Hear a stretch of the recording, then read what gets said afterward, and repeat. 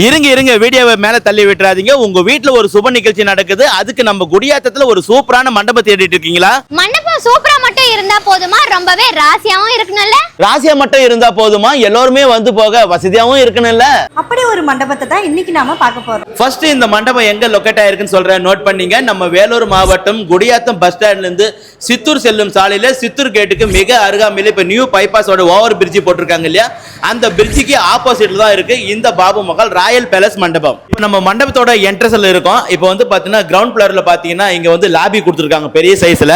இங்க வந்து பாத்தீங்கன்னா நீங்க பஞ்சு மிட்டாய், பாப்கார்ன், இந்த ஸ்நாக்ஸ் ஐட்டம் எல்லாம் கொடுப்பாங்க இல்லையா, அதெல்லாம் இங்க வச்சு நீங்க ப்ரிப்பேர் பண்ணிக்கலாம். தாராளமா இட வசதி கொடுத்துருக்காங்க. அந்த லாபி அப்படியே கடந்து வந்தீங்கன்னா இங்க வந்து டைனிங் ஹால் கொடுத்துருக்காங்க.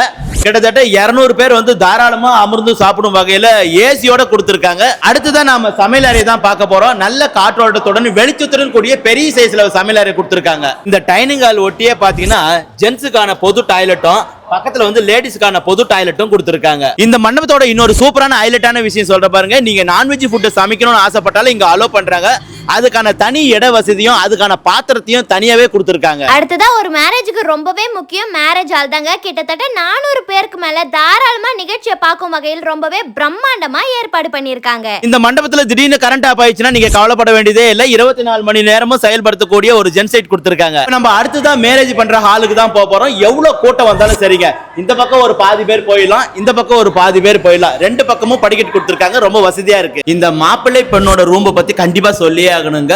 ஒவ்வொரு ரூமும் வந்து பெரிய சைஸ்ல கொடுத்துருக்காங்க. 2 கட்டில் தாராளமா போட்டிருக்காங்க. அது மட்டும் இல்லாம 2 ரெஸ்ட் ரூம் கொடுத்துக்கிறது ரொம்பவே ஹைலைட்டான விஷயங்க. இந்த மண்டபத்தை சுத்தி உங்களுடைய பாதுகாப்புக்காக சிசிடிவி கேமரா வசதி செய்யப்பட்டுள்ளதுங்க. இந்த மண்டபத்துல பாத்தீங்கன்னா மணமகன் மணமகளுக்கு தவிர ஜெனரலா 8 ஏசி ரூம் கொடுத்துருக்காங்க.